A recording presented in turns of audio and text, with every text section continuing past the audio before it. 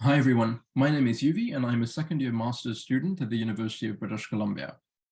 I work in the harmonic analysis group under the supervision of Malabika Pramanik.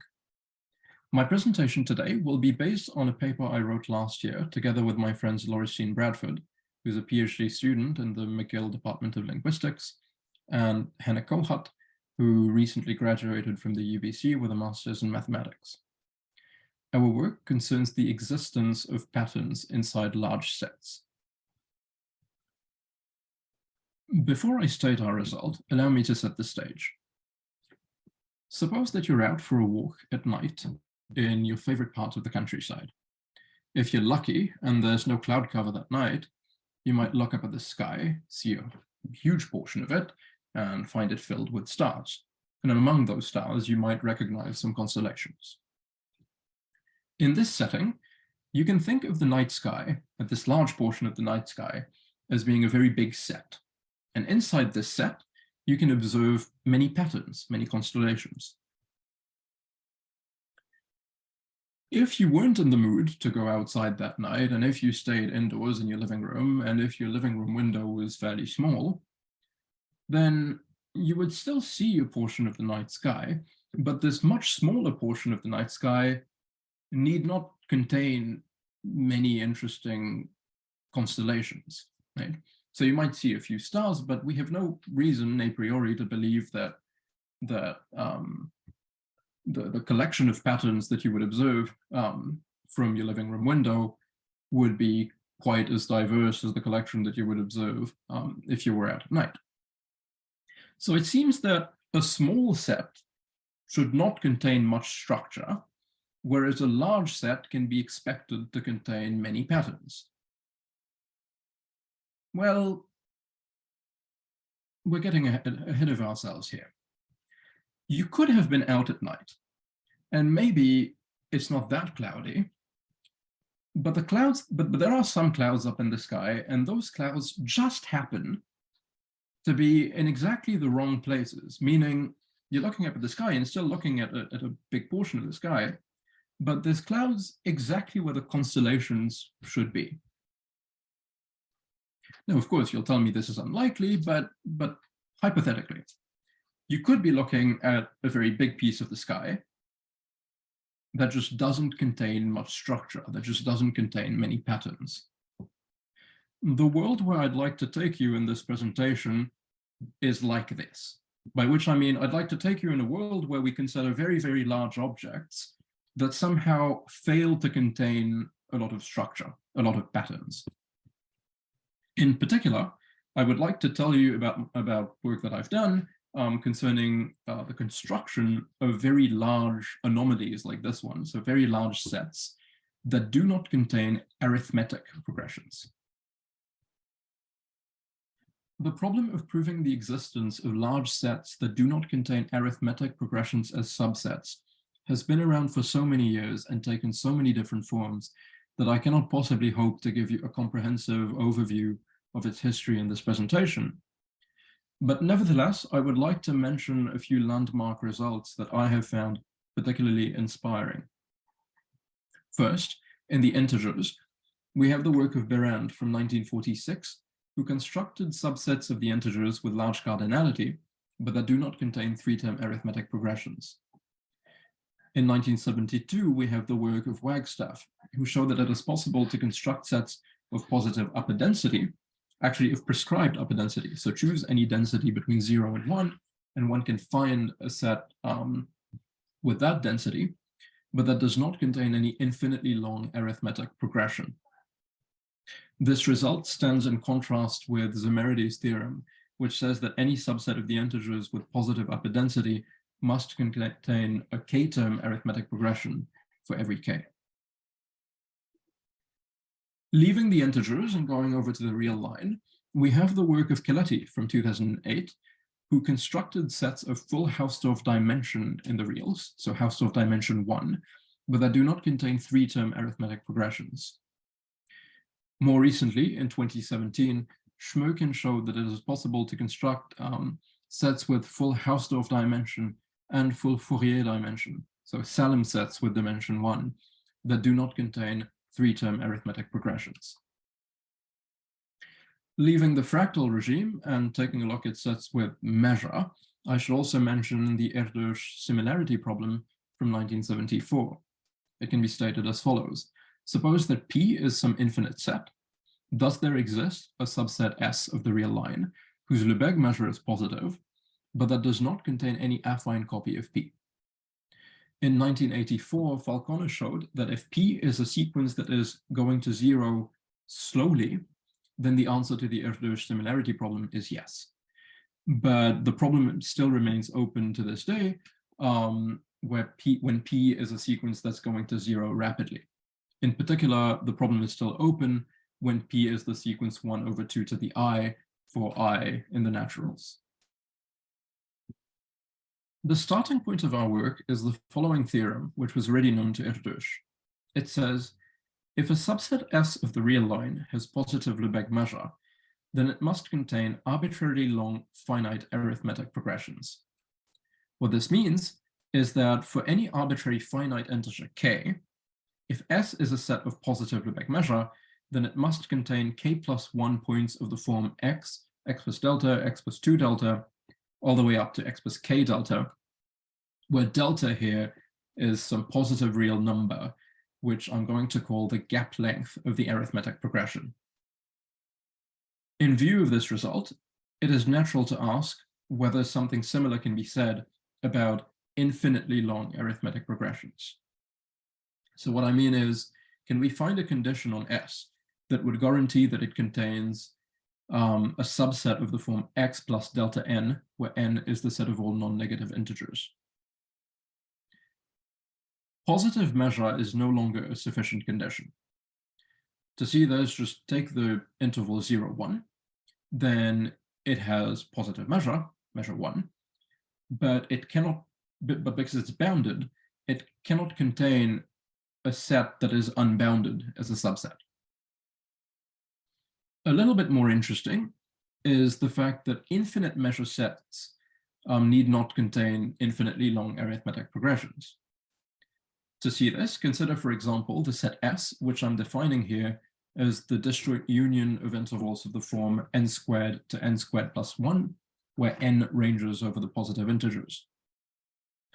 This is a countable disjoint union of intervals of length 1, so it's certainly infinite in measure, but it cannot contain any arithmetic progressions, because if it did, then that arithmetic progression would come with some fixed parameter delta. But as you can see from the picture, so S consists of those blue intervals. As we go further and further away from 0, the intervals that make up S are getting further and further apart. So eventually, when we go far enough away from 0, the consecutive intervals of S will be a distance more than delta apart from one another. And at that point, there's no hope for our arithmetic progression to remain inside S. In February last year, Joe Repke at the University of Toronto asked me the following question. Fix a parameter lambda between 0 and 1. Suppose that S is a subset of the real line with the property that the intersection of S with every interval q of unit length has Lebesgue measure at least lambda. Is it possible for S not to contain any arithmetic progression? This condition on the size of S should be interpreted as being almost a space-filling condition. By this, I mean that when lambda is chosen to be very, very close to 1, then any set S satisfying this condition should be understood to fill out a huge proportion of the real line. As such, it is no longer possible for S to accommodate arbitrarily long gaps like the S in our previous example. Together with Laurestine, Bradford and Hannah Kohut, I proved that the answer to Repke's question is yes. So more precisely, what we showed is that for every n greater than 1 in the integers, there exists a set S in the reals that does not contain any arithmetic progression, but that enjoys the property that the intersection of S with every interval of unit length with integer endpoints, so m to m plus 1, has Lebesgue measure 1 minus 1 over capital N. At this point, a few remarks are in order. The result that I state deals with intervals with integer endpoints, and there's this parameter capital N, but there's no mention of lambda. However, if we choose capital N to satisfy the condition n times 1 minus lambda greater than 2, then S will answer Lebesgue's question affirmatively. So here the lambda is given first, and then we choose an n satisfying this inequality. The second remark is that although I'm stating a result here in the one-dimensional case, what we actually have is a d-dimensional result. And to go from the one-dimensional case to the d-dimensional case, all one has to do is take the set given by our result in one dimension and take its default Cartesian product with itself. So S to the d will give an analogous result. Finally, I want to note that our proof is actually constructive. So not only do we show that there exists an arithmetic progression-free set S in R, but we actually write down a recipe for what this set should be. Our work has already inspired two follow-up results. The first of these is the following theorem due to Koulontzakis and Papageorgiou. They say, suppose that bold A is a sequence of real numbers satisfying the following three properties. First, the first term of the sequence is 0.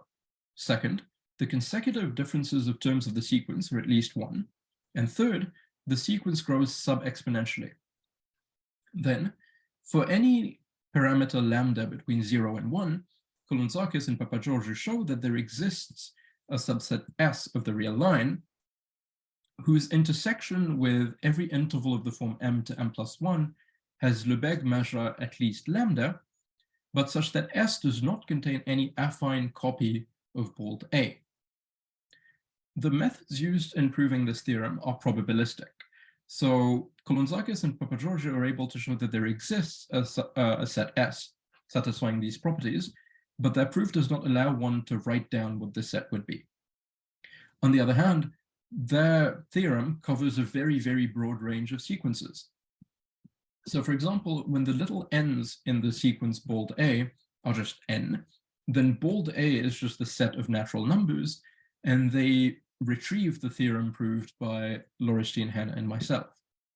But they also cover new sequences, such as, for example, consider the case where little a sub n is n squared, then of course a sub 0 will be 0, the consecutive difference a sub n plus 1 minus a sub n is at least 1, and also the sequence grows sub-exponentially, so they would be able to avoid all affine copies of such a sequence, in spite of the set being large.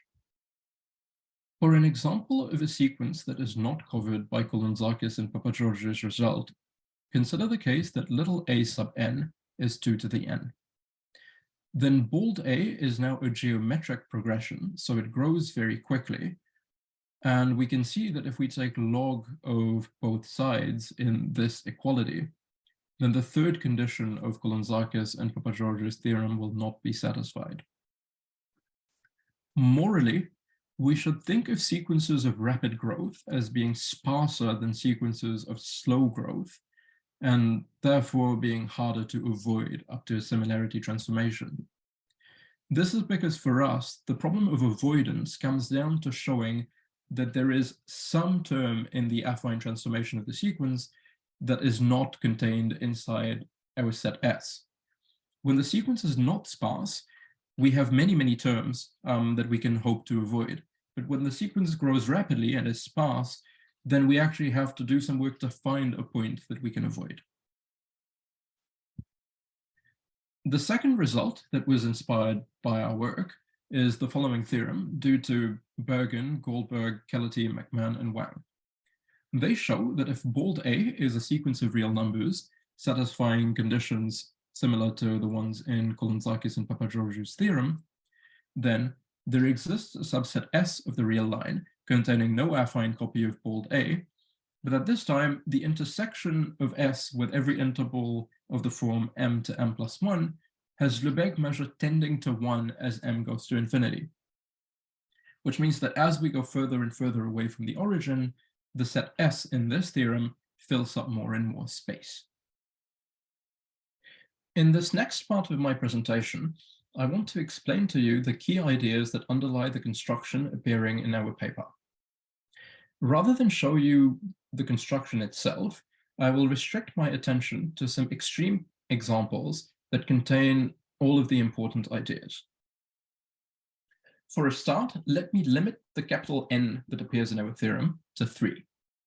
This means that I will show you that there exists a subset S of the real line that does not contain any arithmetic progressions, and whose intersection with every interval of the form m to m plus 1 has Lebesgue measure 2/3.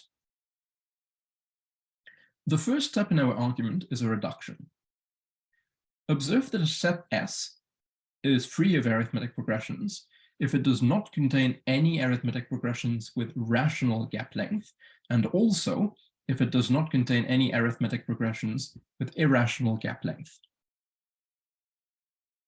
It is actually sufficient to verify that a given set S does not contain any arithmetic progressions with integer gap length, and also that it does not contain any arithmetic progressions with irrational gap length.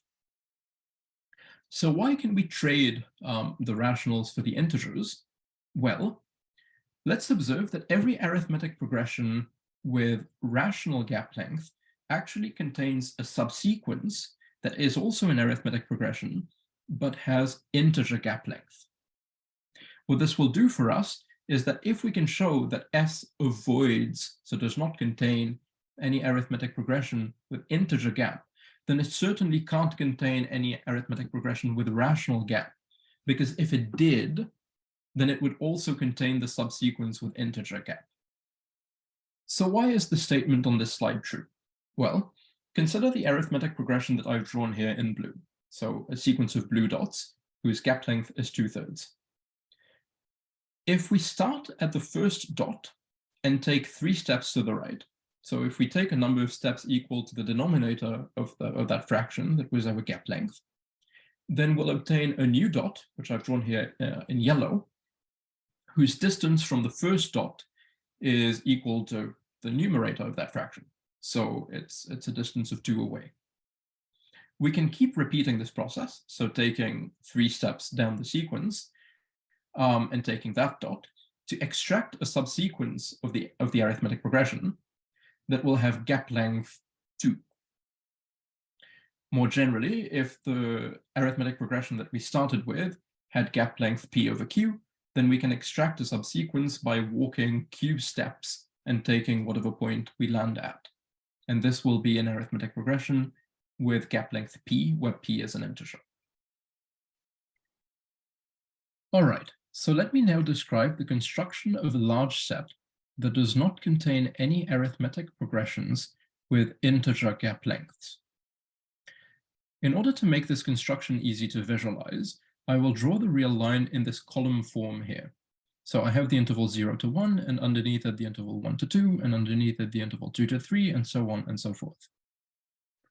The reason for me drawing the real line in this form is that I will be interested in the fractional parts of different real numbers.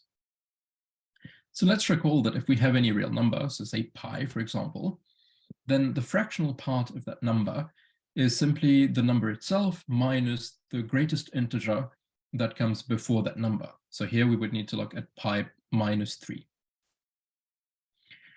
And we'll denote this fractional part by angular brackets. When we draw the real line in this column form, then the fractional part of any given real number is simply the vertical projection of that real number to the segment 0 to 1. One consequence of this is that if we have an arithmetic progression where all of the terms are, where the gap length is an integer, then all of the terms need to lie on the same vertical line. So our goal is to construct a large set S that avoids arithmetic progressions with integer gap. Our first observation has been that if we have a set of the form x plus delta n, where delta is an integer, then the fractional parts of all the terms of this sequence are simply equal to the fractional part of x itself. So all the terms of this progression need to lie on some vertical line. To construct our set S, we proceed as follows. We first divide each interval with integer endpoints into 3 parts of equal length, so the left, the middle, and the right. And then I'm going to describe a selection and rejection algorithm telling us which of these chunks we're going to keep in our set and which of these chunks we're going to reject. So first, in the interval from 0 to 1, I'm going to reject this red interval here, corresponding to the chunk on the left. Then, from 1 to 2, I'm going to reject the red interval in the middle and keep the 2 blue intervals on the side. Then, between 2 and 3, I'll reject the red interval on the right and keep these 2 blue intervals on the left. What happens next? Well, I'll keep doing this, but I'm going to delete twice from the left, then twice in the middle, and then twice on the right. And then after this, 3 times on the left, 3 times on the middle, and then 3 times on the right.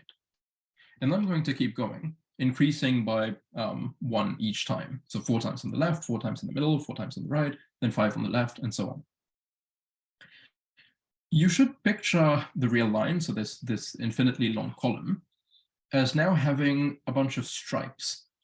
So sort of candy cane stripes going from, moving down the diagonal. And those stripes are getting thicker and thicker as we move down the column. Our set S is going to be the union of all the blue intervals that have been kept. So everything except the red intervals. Now, this set S, for any interval with integer endpoints, we can easily see intersects those intervals in a set of measure 2/3. This is because for each of these intervals, we've simply deleted a chunk that had length 1/3. Why does this set S that we've constructed not contain any APs with integer gap? Well, we've already observed that if we have an AP with integer gap, then it lies on some vertical line. Let's take a look at what happens when we start close to the origin and then move along this vertical line towards infinity. So we start all the way up here, and moving down, we first encounter 1 red interval, so 1 deleted interval, at the stage where we were deleting 1 interval each time. And then moving further, we encounter 2 consecutive red intervals at the stage where we were deleting 2 intervals at each stage.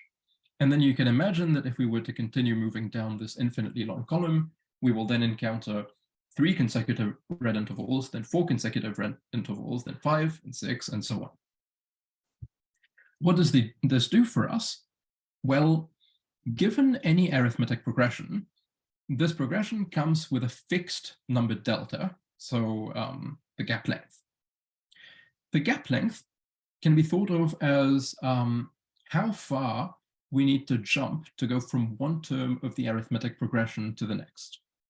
So in this picture, the gap length is 2. So in the beginning, we started, let's say, at a half here, and we added 2 to this number, and we ended up at this new yellow point here.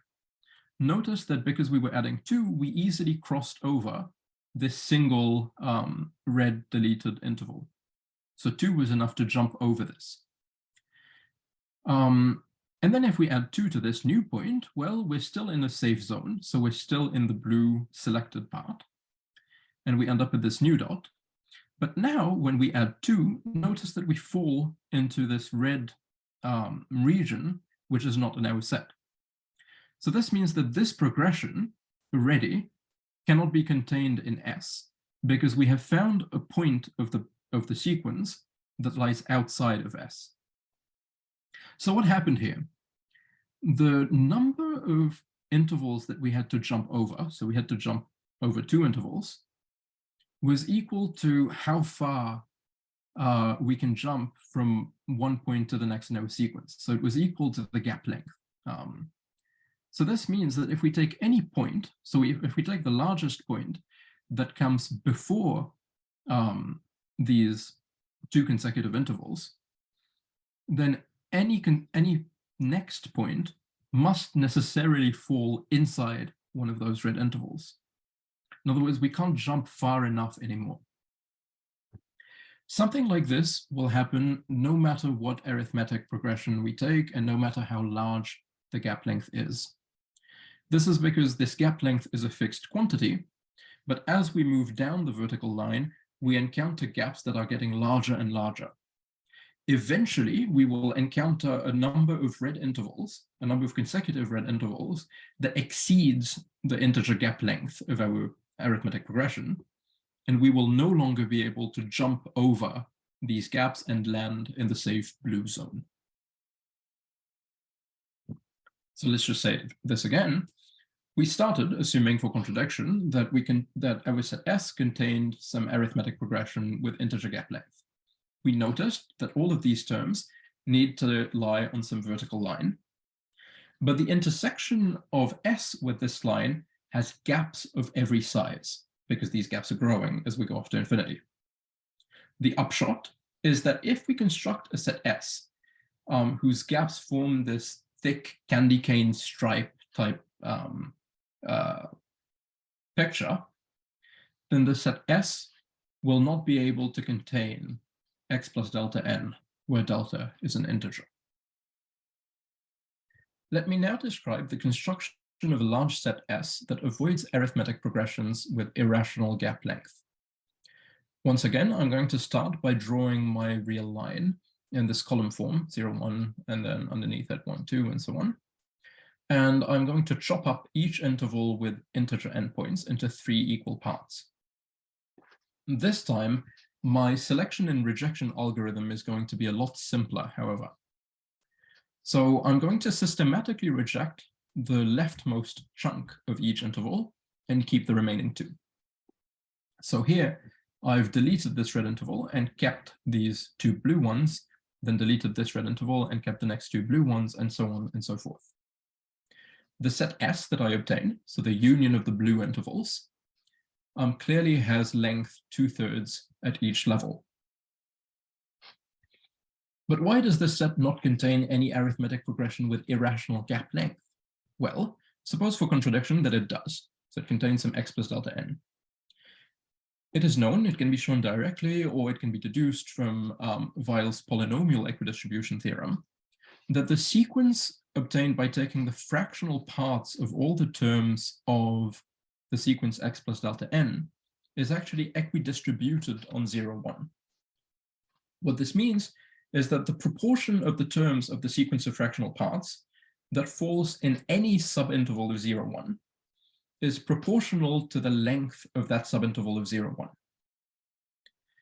What matters for us, though, is that morally, intuitively, but also actually, the terms of the sequence of fractional parts need to be evenly spread across the interval 0 to 1.